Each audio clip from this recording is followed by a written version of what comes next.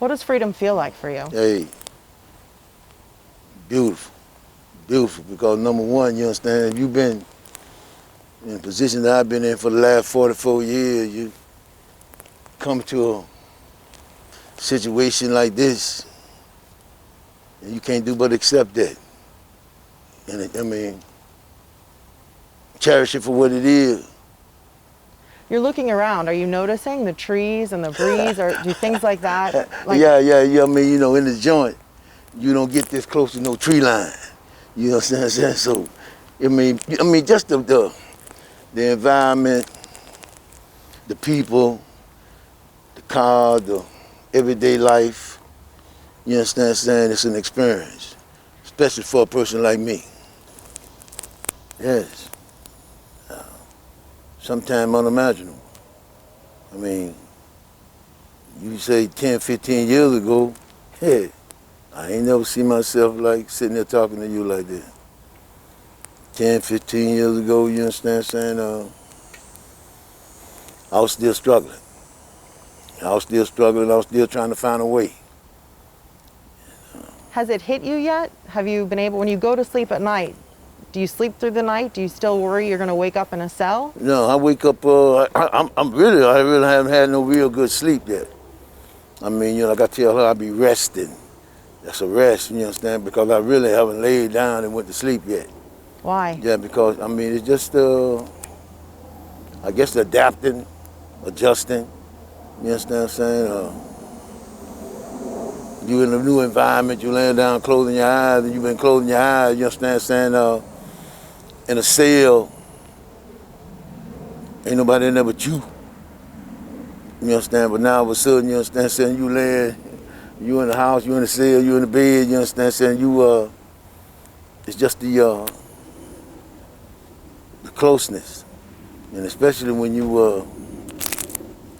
you got a wife, it's a whole new experience. A whole new experience. Did you used to go to bed scared every night? Oh no. At first, because at first, I didn't know nothing about institutions, nothing about prisons. You know, I mean, all that I had to learn in the county. Yeah, and then I mean, you know, I mean, to be your first time you ever step into an environment like that, I call it a world within a world.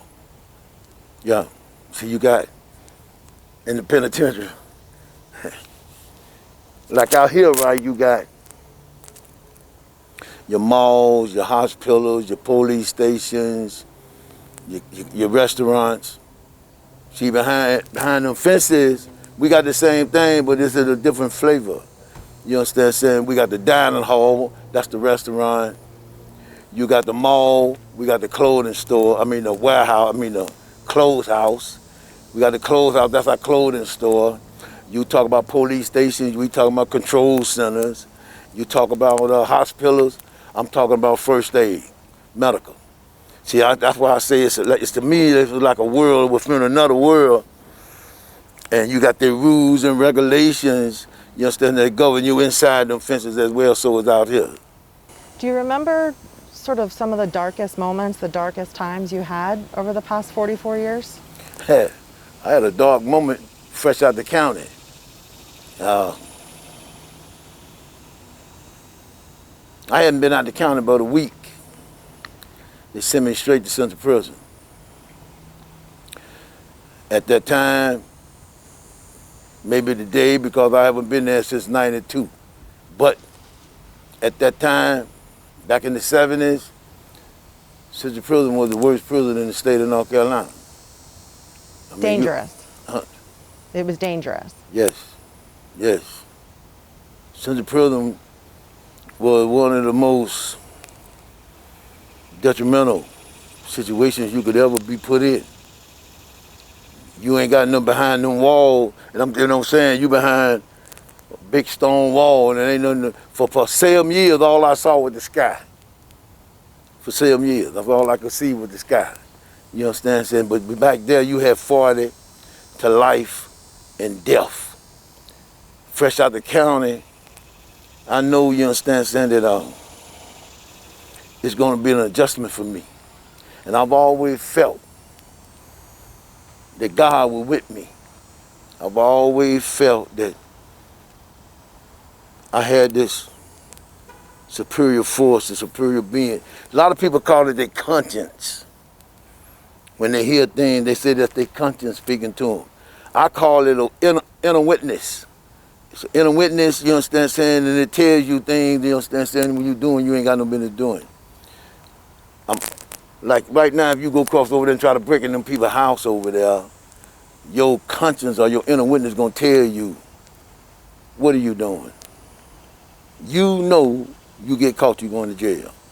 See, these are the things that talk to you. So I believe that there was a superior force and superior being that always been with me. I'm fresh out the county. You never, in all these years, you never lost hope that you would someday be free. I couldn't. I mean, you give up, you give out. You give out, you give in. I mean, I didn't see myself more or less quitting. But you said in these dark moments. Let me tell you about this dark moment now. I'm fresh out the county. I ain't been out about a week. I'm laying in my cell asleep.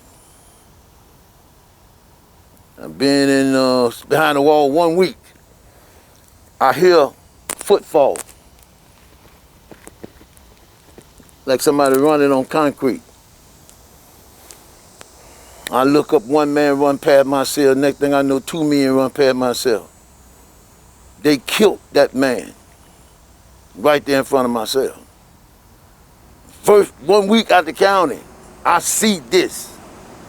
And I took that as a sign. I took that as a sign that the superior force, the superior being, you can call him Jehovah, Adonai, you can call him Allah, you can call him Jesus, you can call him Lord. I'm saying that I feel as though the superior force, superior being, wanted me to see that. Wanted me to see what type of circumstances I was under. It helped you understand how rough it was. That's right, that's right. Help me understand, you understand, saying that this environment ain't nothing to play with. This ain't nothing to play with. So whatever you do for keeps. So these people talking about, I got a bad record, a bad conduct, I got 28 assault charges. I like to see anybody, you understand, saying go behind no wall in the early 70s and the way it was situated back there then, and don't get a write-up.